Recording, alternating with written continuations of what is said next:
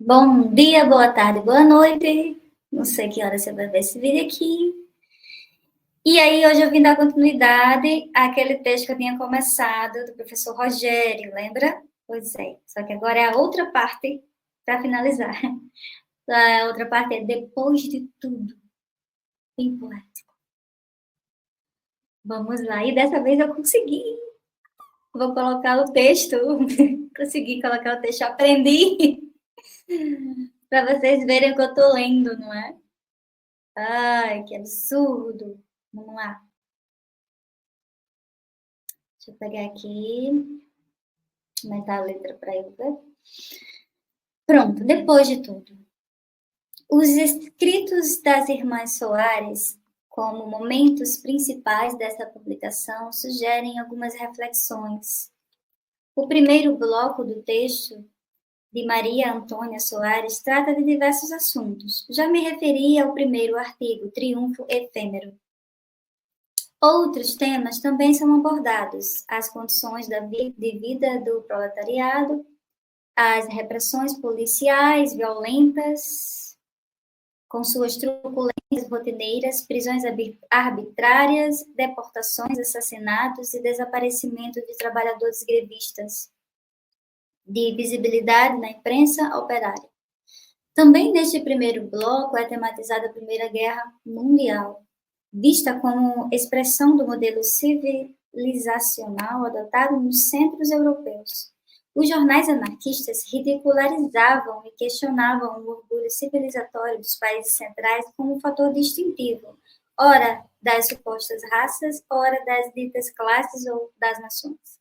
Os anarquistas enxergavam na civilização e a realização de guerras devastadoras como instrumentos de assassinato coletivo e uso da racionalidade científica, como a fabricação de engenhos, máquinas, substâncias bacteriológicas, diante do horror da conflagração europeia. Assim, os jornais anarquistas denominavam esse conflito. Restaria aos operários anarquistas articularem uma mais intensa atividade no combate à guerra junto à população em geral e entre os trabalhadores em particular. Esse assunto, a propósito, tinha sido discutido o Congresso Internacional da Paz, acontecido no Rio de Janeiro em 1915, portanto, um ano antes do artigo. Qual será o desfecho da guerra atual? No primeiro bloco, há o registro da participação nesse congresso de Maria Antônia Soares como representante do Centro Feminino Jovens Idealistas. O artigo contra a invasão clerical, publicado em A Lanterna em 1913, registra o aumento do número de padres entrando no Brasil. A ação clerical danosa para todos, ao difundir o obscurantismo e também perpetuar uma sociedade desigual, atingia com destaque o proletariado e, neste, especialmente as mulheres, porque era muito mais intensa e violenta a estratégia do clero, era conseguir ampliar e manter a dominação da sociedade através de forte controle sobre as mulheres. Dominando as mulheres, a igreja facilmente conquistaria homens, filhos, esposos e parentes. Diante desta constatação, Antônia evidencia a urgência de entusiasmar as mulheres no abandono do obscurantismo, dirigindo suas energias para a conquista da própria emancipação. Isso seria possível através da divulgação e prática da educação racional e científica. O primeiro centenário da dita independência brasileira, com suas comemorações oficiais, foi outro assunto tratado em 2 artigos publicados no jornal anarquista argentino No Extra Tribuna, o Centenário Brasileiro e Paz Burguesa, foram publicados em 1922. Antônia registra as condições de miséria dos trabalhadores, enquanto os comensais do centenário esbanjavam e se refestelavam nos banquetes. A distância de condição de vida entre ricaços e suas ostentações e os trabalhadores empobrecidos era demais gritante. Neste ambiente, as revoltas militares, como a tenentista em 1922, apavoravam o presidente de plantão, abrindo períodos de intensificação das violências estatais sobre seus desafetos políticos. Estas violências alcançavam como maior ferocidade até os trabalhadores. Outro assunto tratado, a defesa do uso dos espaços dos jornais anarquistas para a divulgação de escritos em conformidade com este ideário. No artigo 1, a opinião, Antônia critica a publicação do jornal anarquista de São Paulo, A Plebe, do texto, de caráter político-partidário. Para Antônia, a Plebe não deveria publicar escritos em defesa de qualquer político, porque não há governante mais humano, mais polido e generoso do que outro. A partir do conjunto de seus escritos, é possível situar essa crítica pontual com pano de fundo mais extenso. Os políticos profissionais estão no mesmo plano moral, vil e baixo, com instrumentos decisivos da manutenção de sua sociedade bruta, desigual, obscurantista e exploradora. O artigo O Maximalismo e o Anarquismo, ao comentar os acontecimentos da Revolução Russa, marca com muita força as diferenças entre anarquistas e marxistas. Esse artigo é importante para entendermos a situação do proletariado no Brasil e no mundo logo após as primeiras notícias da Revolução. Nesse primeiro bloco, há ainda cartas de Maria Antônia Soares, uma dirigida a mulheres do Centro Feminino, dos Estudos Sociais de Porto Alegre e Rio Grande do Sul, outras a Orlando Corrêa Lopes, 1872 a 1927, e para Astrogildo Pereira, 1890 a 1965, nos seus tempos de militante anarquista. Nos artigos de São Paulo, 1º de maio e Rememorando, encontramos comentários relembrando os mártires de Chicago. Uma observação nesta questão: todo ano, em cada 1º de maio, este martiriológio tem sido celebrado entre os trabalhadores. Na contemporaneidade, tornou-se uma festa do trabalho. Todavia, nos tempos de vigor do movimento operário no Brasil, com os anarquistas, essa data era vista como dia do trabalhador, dia de luto e de luta. Fim da observação. Maria Antônia Soares pontua essas rememorações ao lado da história heróica de Simon Radovinski, 1891 a 1956. O justiçador de trabalhadores argentinos mortos por um oficial militar no ano de 1909. No segundo bloco, Maria Antônia Soares aborda aspectos diferenciados relativos à condição feminina na sociedade brasileira. A miséria e a ignorância se retroalimentavam, tornando mais aguda a vida para os trabalhadores. A desnutrição e a mortalidade infantil atingiam fortemente os filhos dos operários, impondo às mulheres a necessidade de organização para o combate de um quadro social aterrador. Neste sentido, a luta coletiva deveria ser orientada para proporcionar instrução e educação racional às mulheres.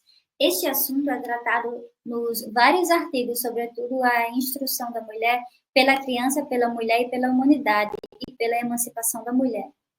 O primeiro artigo deste bloco, Despertar Feminino, citado mais acima, festeja a saída da letargia pelas mulheres ao encetarem esforços de libertação social. Lamenta, porém, haver forte presença do feminismo burguês. Esse tema é abordado nos 2 artigos, em continuação, intitulado O Voto Feminino, para Antônia, o voto em nada colaboraria para a emancipação da mulher. Antes, muito pelo contrário, reforçaria sua subalternização. O meio político e institucional é adequado para mulheres burguesas por ser um ambiente conservador. Também ela entendia como nociva ao proletariado, como a mulher, a presença de políticos profissionais nos meios operários, mesmo quando se autoproclamavam defensores e protetores dos trabalhadores. A emancipação feminina não está decalcada da emancipação do proletariado, porque a condição da vida da mulher operária está ligada à dos trabalhadores. A lei, num suposto governo feminista, por exemplo, não alteraria as condições desfavoráveis para os trabalhadores. Por isso, as mudanças devem acontecer nas mentalidades e nos costumes, ocasião na qual as energias devem se voltar à intensificação e à educação racionalista para as mulheres. Um aspecto importante nessa reflexão de Antônia diz respeito à recusa do ginocentrismo, tomando o lugar do androcentrismo, comum em algumas expressões do feminismo burguês. A mulher, em sua perspectiva, não é inferior nem é superior ao homem, é igual. Acontece com o feminismo burguês, de se resvalar da luta contra o falocentrismo da sociedade patriarcal para posicionamentos da inversão da dominação. Neste procedimento, não põe por terra o domínio em si, constituindo para a expressão reativa e ressentida. Outro aspecto significativo de sua analítica diz respeito à concepção relacional do poder à mulher, quando em posições de mando chega a ser até mais despótica do que o homem. Por essa razão, Antônia incita as mulheres ao abandono da via parlamentar e de uma vida subalternizada, acomodada ao assujeitamento, abraçando a luta por sua emancipação ao lado dos homens e mulheres com discernimento dos meios adequados para essa conquista. Dessa maneira, Antônia indicava caminhos e descaminhos à conquista da emancipação moral, intelectual e econômica. As bases do acordo do Centro Feminino Jovens Idealistas e uma escola dominical gratuita para as operárias, entre outros artigos deste segundo bloco, demonstram as ações encetadas por mulheres associadas para a consecução desses objetivos. No terceiro bloco do artigo traz 10 escritos de Maria Angelina Soares. Entre esses artigos, há um anúncio do evento Centro Feminino de Educação, título do primeiro escrito da carta dirigida à redação da Guerra Sociale. Um convite de Edgar Leonor Roth, 1881 a 1968. E família, para comparecerem a uma reunião de propaganda onde haveria a conferência de Isabel Serrut, 1886 a 1970. E Ricardo Cipolla, e outros artigos tratando de diversos assuntos: guerra, criança, proletária, ano novo, diante da miséria velha, movimento operário. 2 artigos de mesmo título, A Guerra, onde Angelina reflete sobre o absurdo da Primeira e da Segunda Guerra Mundial. No artigo, em Pós o Oriente Social, registra as tétricas condições de vida de trabalhadores, homens, velhos, mulheres e crianças sob domínio capitalista. O Cego, a autora, expõe a vida diversa de um cego cantador, plasmado nos dramas de um dos integrantes de setores populares, os contornos particulares das adversidades dos trabalhadores. Em Bons Cobradores, Angelina procura sensibilizar a quem a leia para olhar a generosidade da natureza, adotando essas características observadas nas flores, pássaros, sol, como referencial de inspiração de novas formas de viver. Desde o ano de 1916, a Guerra Social excetou campanha intensa e destemida contra a exploração das crianças operárias.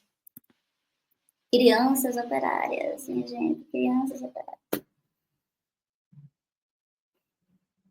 Vários artigos foram sendo publicados denunciando padrões gananciosos e seus estúpidos gerentes e capatazes na exploração e espancamento das crianças trabalhadoras.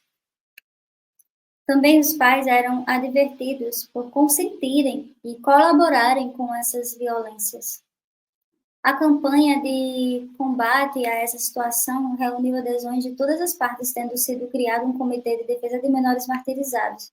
O artigo de Angelina propõe um momento alto de sua campanha exitosa, porque deslocou da mentalidade popular os referenciais dos costumes instituídos, naturalizando a violência sobre as crianças e sua intensa exploração. A eclosão da Grande Greve Anarquista de 1917, iniciada em São Paulo e logo difundida por vários estados do eixo sul-sudeste do Brasil, está relacionada às diversas campanhas emancipatórias. como esta é em favor da infância. A mentalidade popular passou a não aceitar mais manter os costumes medievais vigentes de tratar as crianças com violência. Essa coragem de escandalizar e romper os costumes instituídos de criticar, recusar e abandonar os preconceitos e abuso social aceitos foi fruto de um continuado, planejado e sistematizado trabalho coletivo da problematização, feito de maneira repetida e insistente na população geral e entre os trabalhadores em particular. Aí é a outra parte, né? Tudo ainda diz muito pouco.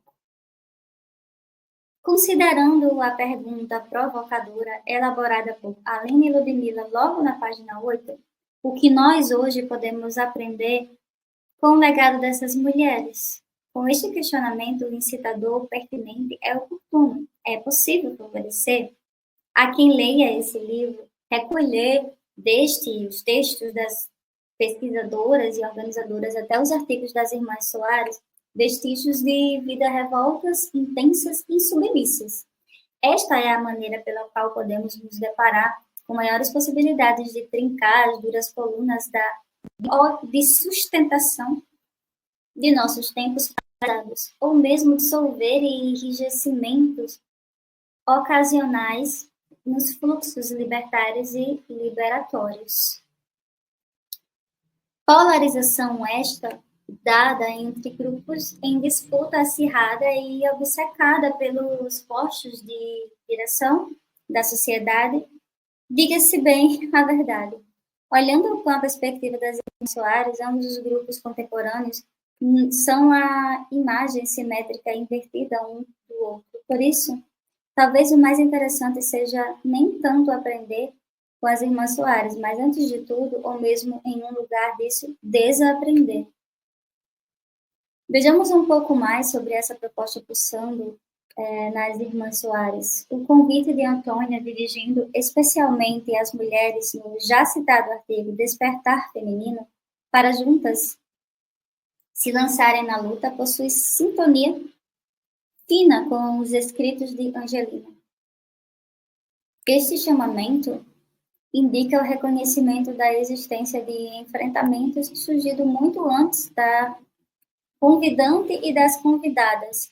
O convite é para as associações libertárias chegarem juntas a quem já estava lutando e não para inaugurar batalhas, porque não havia propriamente nada a ser iniciado. A mulher é rebelde, mesmo quando contrita e resignada, diz Antônia em um de seus textos. Mas prossigamos no ponto do convite à luta já começada. Ao chegarem à luta, incrementam, expandem e adensam esses combates com suas energias próprias, com suas forças independentes, com atitudes sinceras e honestas no dizer de Antônio. Vejo essas palavras como emancipações de personalidades libertas e em liberações inacabadas. Por sinal, trata-se de liberações exponencialmente potencializadas e ampliadas nos encontros e desencontros nos processos das variadas relações e associações. Pensando em nosso tempo, cujas gerações, desde a criação da Escola Nacional na década de 40, têm sido torpedeadas com imaginários autoritários e obscurantismo, a imersão em alteridade com maior grau de liberdade comparado a nossos tempos, quero lembrar, se torna custosa, se não quase impossível.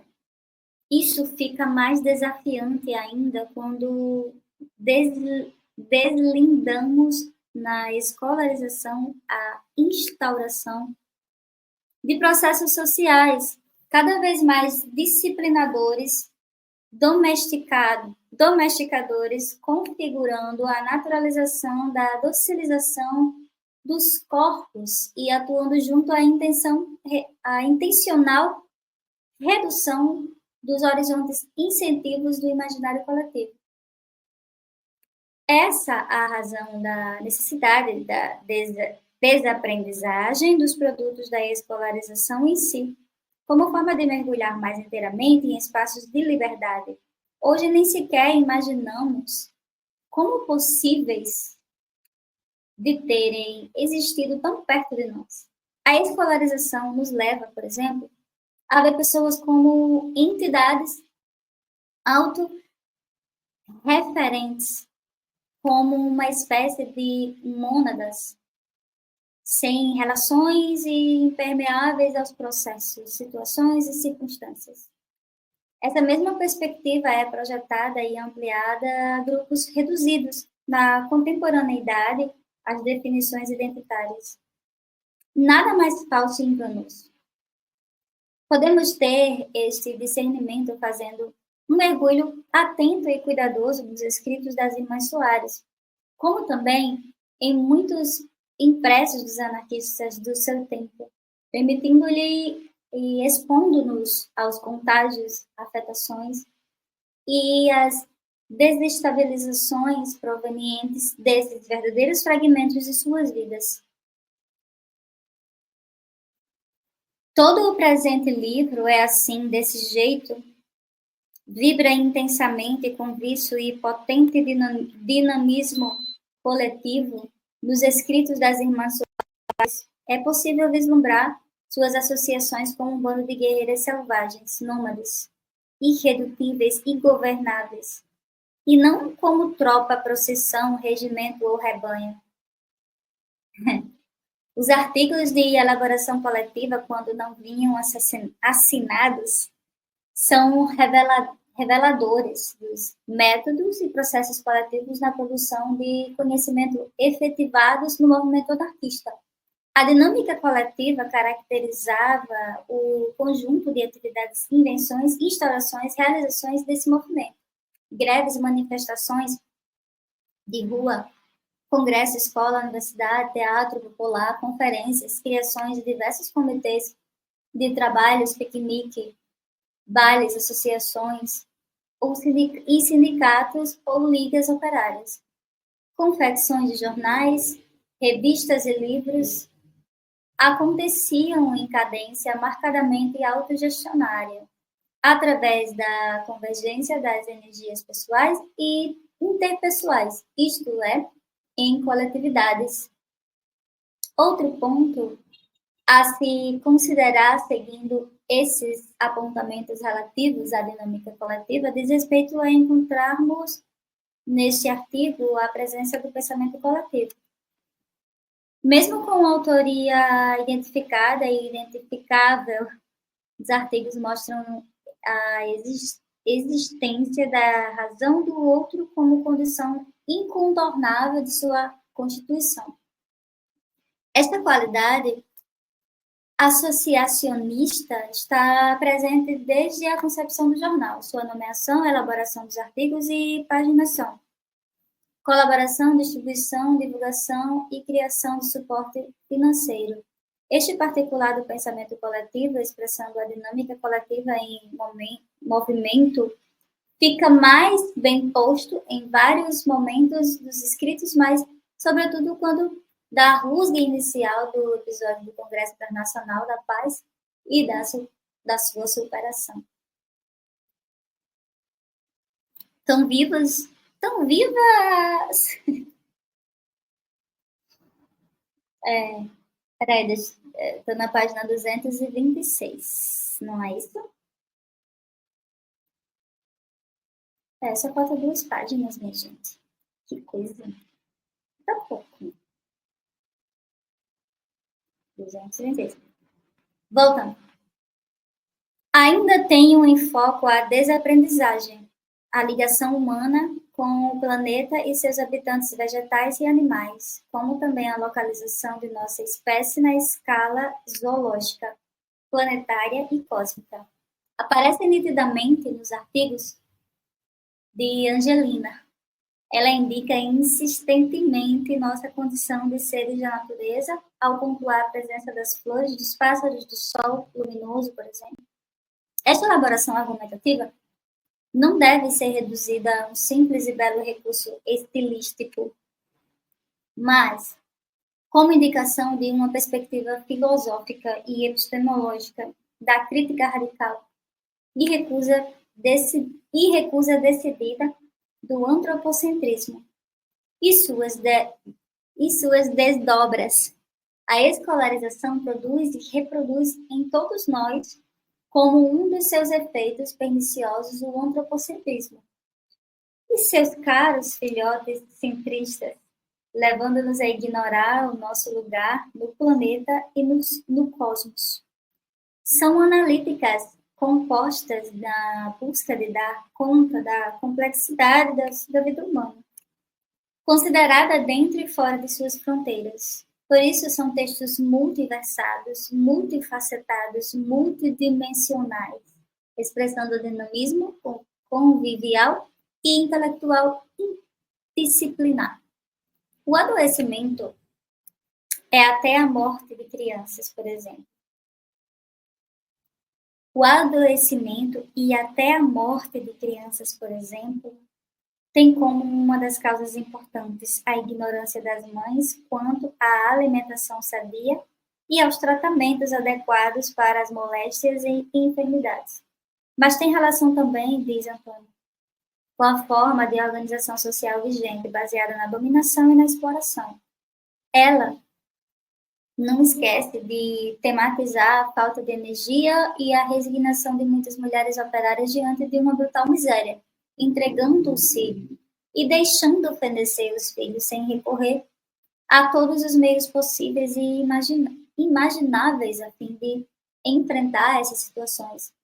Guerras, explorações capitalistas, obscurantismo clerical, violências, despotismos são abordados de maneira conjunta, integrada, fugindo de ver dos dilemas humanos a única causa ou uma causa primordial mais urgente.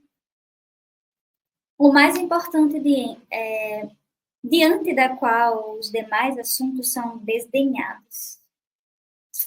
O respeito à mulher, diz Antônia na coluna Assuntos Femininos. O que é preciso? De plebe é o que é necessário, de a plebe é o que é necessário ao lado da emancipação moral, intelectual e econômica. Enfim, temos muito a desaprender.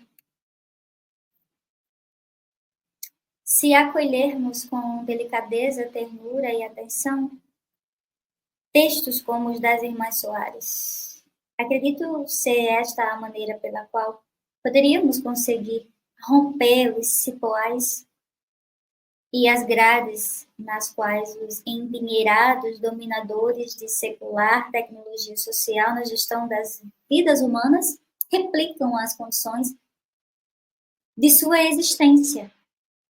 Fazem isso atualmente através da articulação entre violências sutis e escrachadas, adestramentos e distrações, emburrecimento coletivo e enganações, além da escolarização.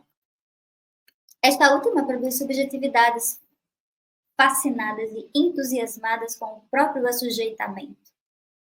Com o conjunto destas e de outras medidas aqui não vistas, mas indicadas com brevidade, os ricaços conseguem harmonizar as subjetividades populares em favor de seus projetos autoritários, fazendo estes acreditarem na própria liberdade, realizada com redução dos cercadinhos identitários. Como dito mais acima, temos muito a desaprender por meio desses escritos, pois são verdadeiros, potentes e preciosos fragmentos de vida não fragmentadas. De tudo o que nos for possível ver, ainda há muito, muito mais. Por esta e outras razões, tudo ainda diz muito pouco. Pronto, finalizei o texto inteiro. E quero agradecer, né, por quem tem interesse de ouvir a minha leitura. E esse texto, ele me lembra muito uma professora que eu tive, Cocota, professora de artes, né? E ela dizia para mim assim, Mariângela, você tem que desconstruir para construir. Eu era apenas uma menina, uma pré-adolescente. E isso me marcou muito. Eu não vou ficar comentando o texto, porque ele já é maravilhoso. Nem precisa comentar. E aí, se vocês tiverem alguma dúvida, comentar algo, coloca aí nos comentários do vídeo, tá bom? Então é isso, eu voltarei em outros momentos para ler outras coisas também, tá? Então, um cheiro, até a próxima. Tchau! É só leitura. Às vezes eu comento, às vezes eu reajo, na verdade, né? Leitura e reações. Mas é isso, um cheiro e até a próxima. Tchau!